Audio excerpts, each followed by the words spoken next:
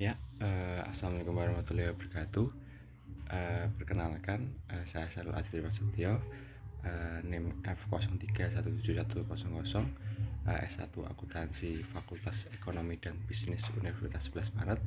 Di sini saya akan mempresentasikan hasil skripsi saya yang berjudul pengaruh ukuran perusahaan, umur perusahaan, dan pertumbuhan penjualan terhadap penghindaran pajak pada perusahaan manufaktur sektor industri barang konsumsi yang terdaftar di Bursa Efek Indonesia tahun 2015 sampai tahun 2019. Ya, selanjutnya adalah latar belakang. Alasan saya mengambil sektor pajak adalah karena sektor pajak merupakan salah satu pendapatan negara yang paling besar. Kemudian dikutip dari Direktorat Jenderal Pajak tahun 2019, pendapatan pajak merupakan salah satu pendapatan yang terbesar yang dipersentasikan sebesar 82,5% dari dana APBN. Dapat dianalisis dari situ bahwa perpajakan ini menjadi salah satu nafas atau pendorong untuk negara dalam menjalankan aktivitas bernegaranya. Kemudian perbedaan kepentingan antara wajib pajak dan pemerintah. Wajib pajak memiliki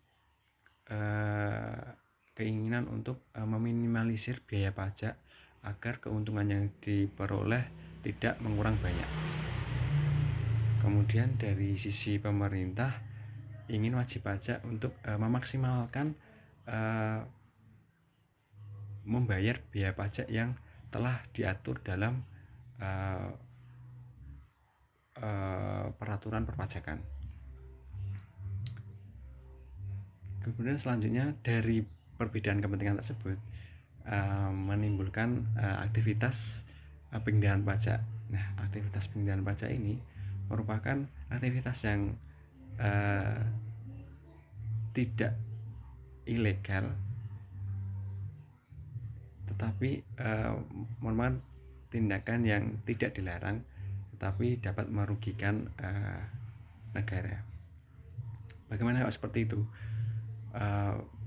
Penghindaran pajak ini merupakan aktivitas wajib pajak yang dilakukan dengan cara memanfaatkan celah atau kelemahan peraturan agar biaya pajak yang dibayarkan dapat lebih rendah dari yang seharusnya, seperti itu. Nah, dari alasan tersebut saya mengambil 3 variabel independen yang dapat yang menurut saya dapat mempengaruhi apakah penghindaran pajak dapat dilakukan. Yang pertama adalah ukuran perusahaan. Nah, ukuran perusahaan ini dapat, dari hipotesis saya, menurut saya ukuran perusahaan dapat mempengaruhi penghindaran pajak. Bagaimana seperti itu? Bahwa ukuran perusahaan ini ukuran yang kecil dan besar. Ukuran yang besar perusahaan, dari ukuran yang besar dapat mengimplementasikan bahwa perusahaan tersebut sangat complicated, sangat rumit. Nah, dari perusahaan yang rumit ini dapat menciptakan bagaimana manajer atau internal perusahaan dapat memanfaatkan sumber daya alam dan sumber daya manusia hingga menjadikan ukuran perusahaan menjadi besar. Nah, dari situ berpeluang ukuran yang besar ini berpeluang sumber daya manusia dapat memanfaatkan ukuran perusahaan yang ada dalam melakukan aktivitas penghindaran pajak. Yang kedua, umur perusahaan. Dari umur perusahaan tersebut dapat dianalisis bahwa semakin lama perusahaan berdiri maka akan semakin berpengalaman. Nah, dari masalah aktivitas penghindaran pajak ini dapat dianalisis bahwa semakin lama ukuran perusahaan maka akan semakin berpengalaman dalam menyelesaikan masalah perencanaan perpajakan, seperti itu. Yang ketiga, pertumbuhan penjualan. Nah, pertumbuhan penjualan ini berbanding lurus dengan capital gain atau keuntungan yang didapat oleh perusahaan. Maka semakin dari hipotesis saya semakin tinggi atau semakin naik pertumbuhan penjualan, maka akan semakin menaikkan keuntungan. Nah, dari keuntungan yang besar tersebut dari internal perusahaan atau manajer perusahaan ingin tidak mengurangi keuntungan perusahaan yang besar tersebut dari biaya pajak. Nah, dengan alasan tersebut, maka aktivitas pengenaan pajak dapat dilakukan seperti itu. Selanjutnya kasus pengindahan pajak. Nah, kasus pengindahan pajak yang telah terpublish salah satu atau salah duanya, yaitu yang pertama, salah satu persoalan pengindahan pajak yang masih menjadi perhatian pemerintah yang masih diingat adalah kasus PT Adaro Energi atau ADRO. Menurut Global Witness dalam judul laporan Taxing Time for Adaro yang dirilis pada 4 Juli 2019, terdapat dugaan bahwa Adaro memindahkan laba perusahaan dari induk ke anak perusahaan Cold Trade Service International yang terdapat di negara tax haven. Diselidiki bahwa perusahaan Adaro melakukan transaksi sejak tahun 2019 sampai tahun 2017 dan merugikan negara mencapai kurang lebih 14 juta USD tiap tahunnya. Hal tersebut bukan pertama yang dilakukan perusahaan Adaro dalam melakukan pengindahan pajak. Pada tahun 2008, perusahaan Adaro terlibat dalam masalah pengindahan pajak dengan melakukan transfer pricing ke perusahaan yang terafiliasi di Singapura.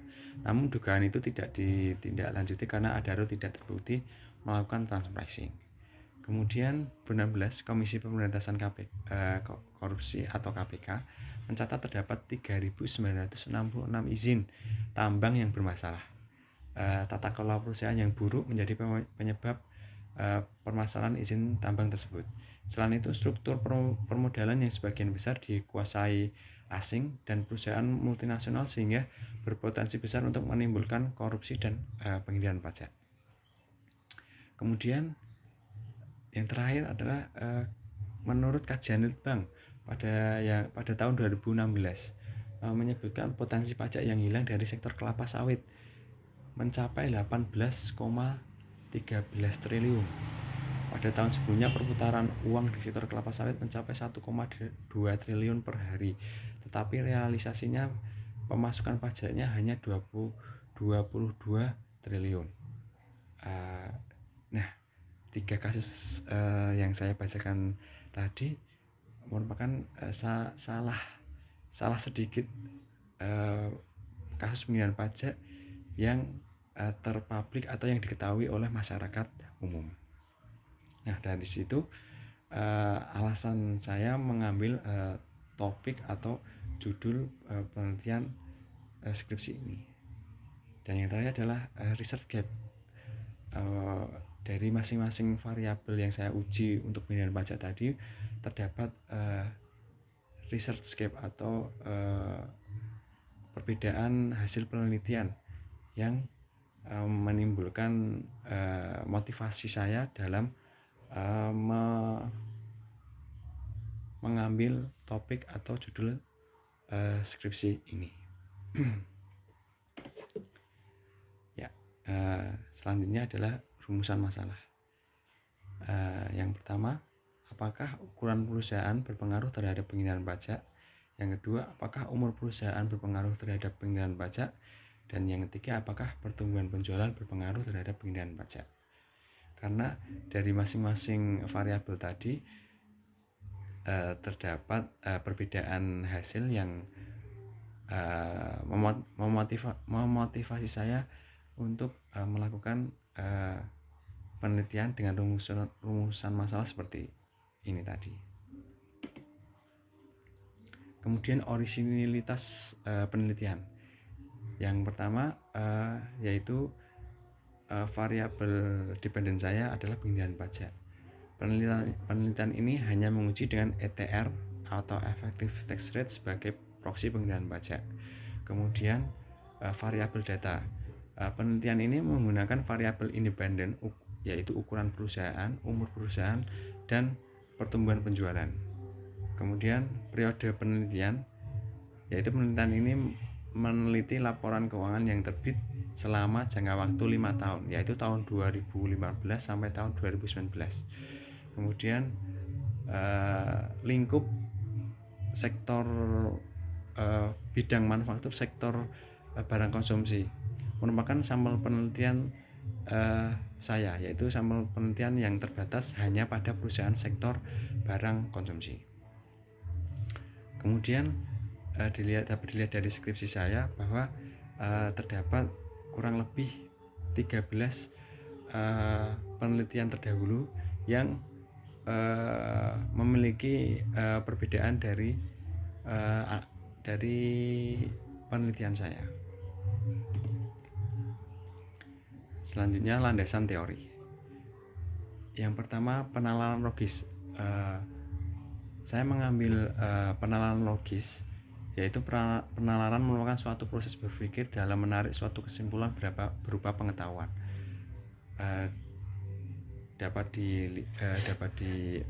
Mungkin dapat dianalisis bahwa penalaran logis merupakan salah satu kasus atau suatu objek yang merupakan suatu proses berpikir yang nantinya dari situ saya dapat menganalisis sebab akibat yang diakibatkan oleh variabel independen atau variabel yang saya uji untuk berpengaruh tidaknya terhadap variabel dependen saya, yaitu penghindaran pajak. Begitu. Yang kedua, variabel independen, yaitu ukuran perusahaan. Ukuran perusahaan yang besar mempresentasikan kemampuan perusahaan dalam menjalankan sumber daya alam dan sumber daya manusianya. Perusahaan yang memiliki ukuran yang besar maka akan memiliki kapasitas atau memiliki kemampuan untuk menjalankan sumber daya alam dan sumber daya manusia hingga menciptakan ukuran perusahaannya yang besar. Dan ukuran perusahaan yang besar tersebut mempresentasikan bahwa perusahaan dapat atau berkompeten dalam mengurus perusahaan. Dari kekompetenannya itu dapat memiliki perkompetenan juga dalam perencanaan perpajakan. Yang selanjutnya adalah umur perusahaan. Perusahaan yang dapat bertahan lama akan lebih adaptif terhadap permasalahan yang terjadi dan mampu mengelola laporan keuangannya. Dan yang keempat, pertumbuhan penjualan. Pertumbuhan penjualan mempunyai hubungan terhadap besarnya laba. Semakin tinggi tingkat pertumbuhan penjualan, maka laba perusahaan juga akan tinggi. Dan yang terakhir yaitu variabel dependen, yaitu penghindaran pajak. Penghindaran pajak merupakan sebagai rekayasa perusahaan yang masih tetap dalam bingkai ketentuan peraturan perpajakan sehingga dapat membayar pajak dengan lebih rendah. Selanjutnya yaitu penelitian terdahulu mengenai ukuran perusahaan terhadap penghindaran pajak. Dapat dilihat bahwa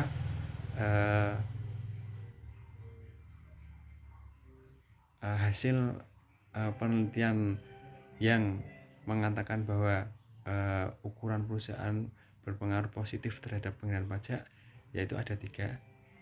Yang pertama Permatasari tahun 2019, yang kedua Wijayanti et al. Tahun 2016 dan Darmawan dan Sukarta tahun 2014. Dan berbanding terbalik dengan penelitian Nugraini dan Pratomo tahun 2018, yaitu mengatakan bahwa ukuran perusahaan tidak berpengaruh terhadap penghindaran pajak.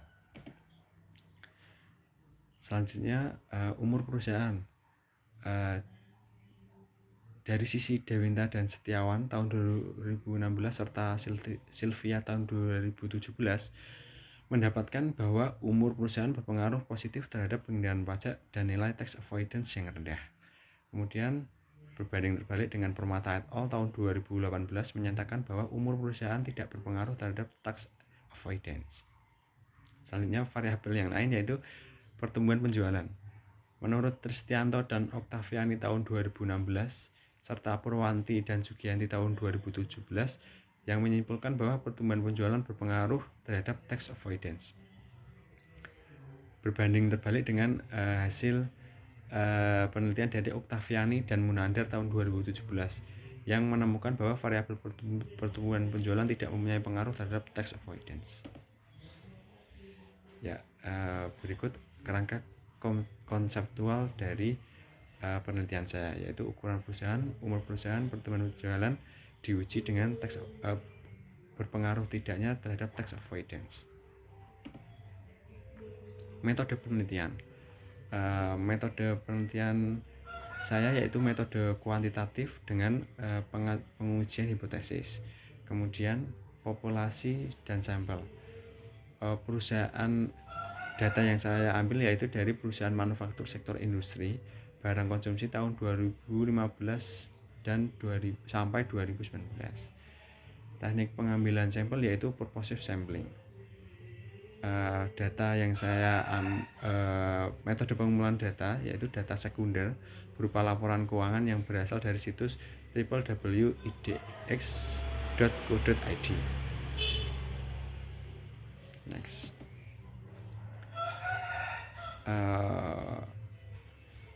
Variabel dependen yaitu pengendalian pajak.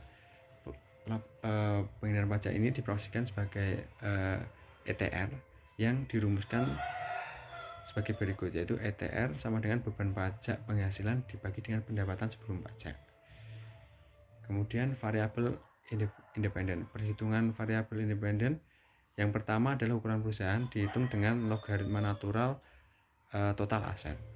Yang kedua umur perusahaan, yaitu dihitung dengan selisih periode penelitian dengan tahun IPO perusahaan.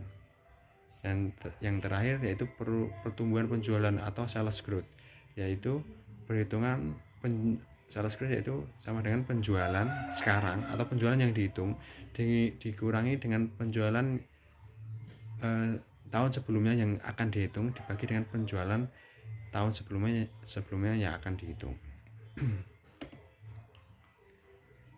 Baik, selanjutnya adalah metode analisis data. Saya menggunakan 5 metode analisis data. Yang pertama yaitu statistika deskriptif dari nilai rata-rata, maksimum, minimum, dan standar deviasi.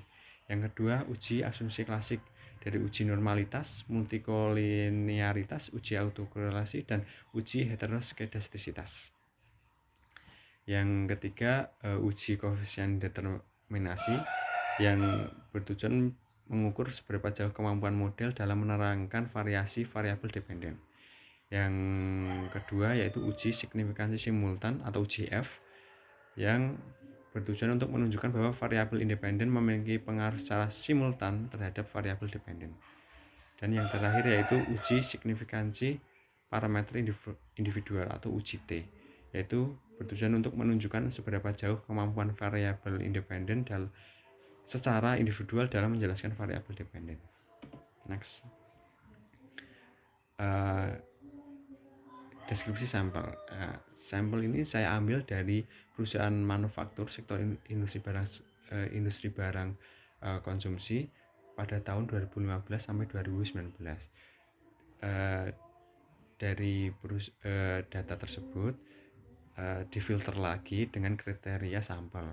Kriteria sampel tersebut yaitu yang pertama perusahaan manufaktur sektor industri barang konsumsi yang terlisting di Bursa Efek Indonesia periode 2015 sampai 2019, yaitu sejumlah 38 perusahaan. Kemudian perusahaan manufaktur sektor industri barang konsumsi yang tidak melaporkan laporan keuangannya secara rutin selama periode 2015 sampai 2019, yaitu terdapat 4 perusahaan.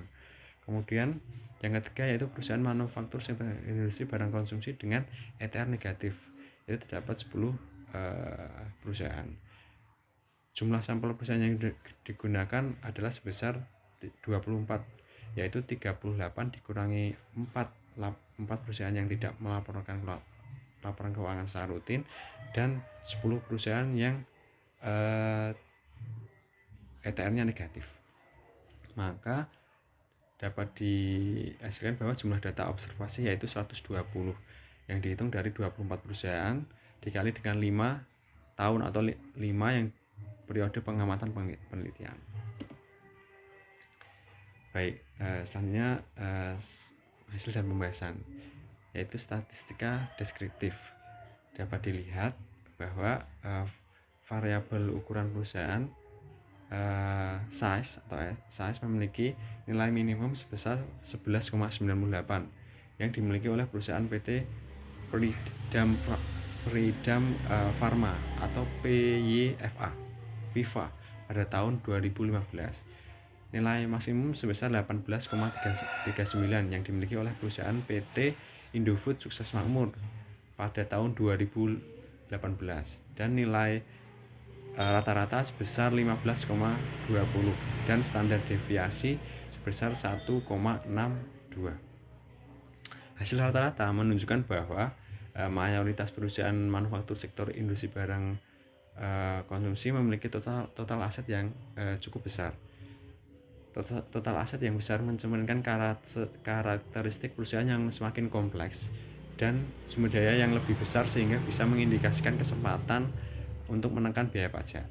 Yang kedua, umur perusahaan. Dapat dilihat bahwa nilai minimum sebesar 1 oleh perusahaan PT Industri Jamu dan Farmasi Sido Muncul atau Sido pada tahun 2015, dan nilai maksimum sebesar 41 dimiliki oleh perusahaan PT Merck Tbk pada tahun 2019. Nilai min sebesar 24,12 dan standar deviasi sebesar 10,04. Hasil rata-rata umur perusahaan menunjukkan bahwa perusahaan sampel merupakan perusahaan yang sebagian besar perusahaan memiliki umur perusahaan yang cukup tua atau sudah lama berdiri dari bidang dunia bisnis ini. Umur perusahaan yang semakin menua menunjukkan perusahaan yang syarat akan pengalaman dalam menghadapi masalah yang akan terjadi. Yang ketiga, sales growth. Sales growth memiliki nilai minimum sebesar -1 yang diperoleh oleh perusahaan PT Kimia Farma atau KF pada tahun 2018, dan nilai maksimum sebesar 1,34 pada perusahaan PT Merck Sapdom atau SCPI pada tahun 2015. Nilai rata-rata sebesar 0,05 dan standar deviasi sebesar 0,1. Nilai rata-rata pertumbuhan penjualan menunjukkan bahwa mayoritas perusahaan sampel mengalami kenaikan pertumbuhan penjualan sangat kecil sebesar 5%. Dengan pertumbuhan yang kecil mendorong perusahaan untuk melakukan efisiensi beban perusahaan untuk melakukan aktivitas pengendalian pajak. Dan yang terakhir adalah effective tax rate, yaitu nilai minimum sebesar 0,07 pada perusahaan PT Mandom Indonesia atau TCID pada tahun 2015. Nilai maksimum sebesar 0,89 dimiliki oleh perusahaan PT Mayora Indah atau Mayor pada tahun 2017, dan nilai min sebesar 0,28 dan standar deviasi sebesar 0,09. Hasil rata-rata ETR yang lebih tinggi pada standar deviasi menjelaskan bahwa perencanaan pajak yang lebih agresif pada perusahaan manufaktur sektor industri barang yang masih bisa terjadi. Kondisi ini sesuai dengan banyaknya potensi pemasukan pajak yang hilang dari sektor ini. Yang selanjutnya ada uji asumsi klasik. Dapat dilihat uji normalitas sebesar 0,54 yang menunjukkan bahwa datanya terdistribusi dengan normal. Sebelumnya data ini saya transformasi dengan transformasi data model Arten yang sebelumnya itu uji normalitasnya itu tidak normal, dan saya transformasi menjadi transformasi dengan model Arten hingga data tersebut menjadi normal atau sebesar 0,54. Kemudian uji multikolineritas, yaitu syarat lolos uji multikolineritas adalah jika nilai toleransi sudah lebih dari 0,1 dan nilai VIF tidak lebih dari 10. Berdasarkan tabel yang saya presentasikan tersebut, dapat diketahui bahwa nilai toleransi yang dihasilkan adalah lebih dari 0,1 dan nilai VIF yang dihasilkan adalah kurang dari 10, sehingga dapat diartikan bahwa tidak terjadi multikolineritas. Kemudian uji heteroskedastisitas dan uji autokorelasi. Dapat dilihat bahwa tidak terjadi atau tidak terdapat masalah heteroskedasisitas atau tidak terdapat autokorelasi dalam data penelitian saya. Kemudian uji koefisien determinasi, yaitu berdasarkan tabel yang saya presentasikan, menunjukkan bahwa koefisien determinasi yang ditunjukkan dari nilai adjusted R square sebesar 0,320. Hal ini berarti bahwa hanya sebesar 32% variabel dependen dapat dijelaskan oleh faktor independennya, yaitu ukuran perusahaan, umur perusahaan, dan pertumbuhan penjualan. Sedangkan sisanya yaitu sebesar 68% dijelaskan oleh variabel lain yang tidak dimasukkan dalam model regresi. Selanjutnya uji F. Hasil uji F dapat dilihat di presentasi bahwa hasil uji signifikansi simultan pada tabel tersebut menunjukkan bahwa nilai signifikansi kurang dari 0,05 atau sebesar 0,00, atau dapat dikatakan model regresi yang digunakan pada penelitian ini dapat mempengaruhi variabel dependen secara simultan dan sesuai digunakan untuk menganalisis variabel dependen pada perusahaan sampel. Selanjutnya adalah uji T atau hasil uji regresi dari masing-masing variabel terhadap variabel dependen. Dapat dilihat bahwa nilai konstan yaitu minus 2,361 dengan standar error 1,155 dan nilai T sebesar minus 2,044 dengan signifikansi sebesar 0,043. Kemudian dari ukuran perusahaan dapat dilihat bahwa dengan hasil 1,642 yang dapat diartikan bahwa setiap kenaikan satu nilai ses dapat menaikkan motivasi atau menaikkan penghindaran pajak sebesar 1,642. Selanjutnya yang kedua yaitu ukuran perusahaan sebesar 0,099 yang dapat diartikan bahwa kenaikan umur perusahaan satu dapat berdampak pada kenaikan aktivitas penghindaran pajak yaitu sebesar 0,099. Kemudian sales growth atau pertumbuhan penjualan sebesar 0,184, yaitu mengindikasikan bahwa kenaikan satu sales growth berdampak pada kenaikan penghindaran pajak sebesar 0,184%. Dari hasil tersebut dapat disimpulkan bahwa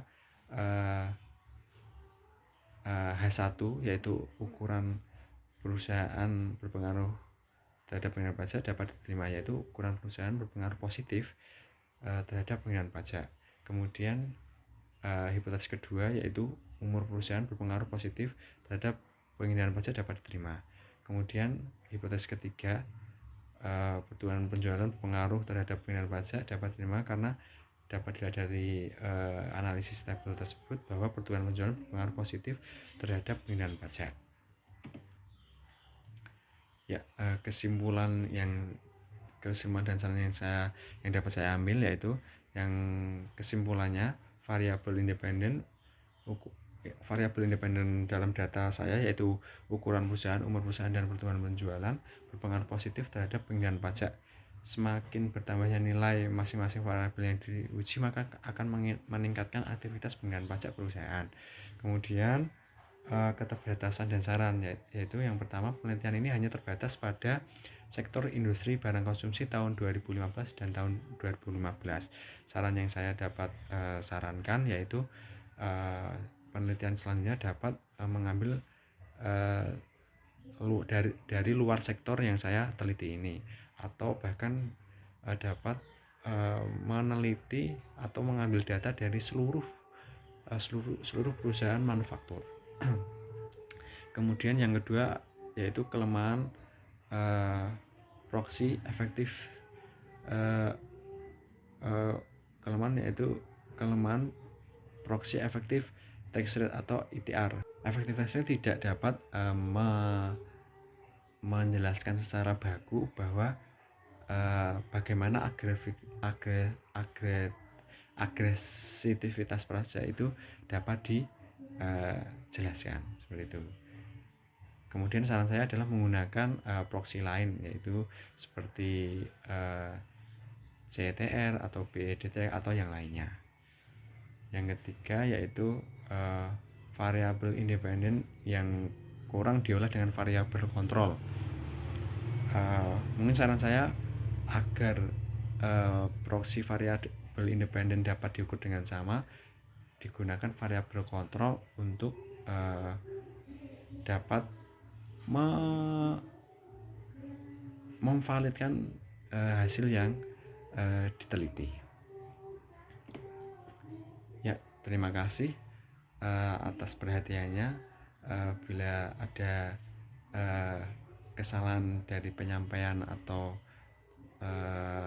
tindak tanduk saya yang kurang berkenan, mohon maaf, dan bila ada kritik dan saran dapat disampaikan melalui komen dan atau menghubungi via YouTube. Terima kasih. Sekian dari saya. Wassalamualaikum warahmatullahi wabarakatuh.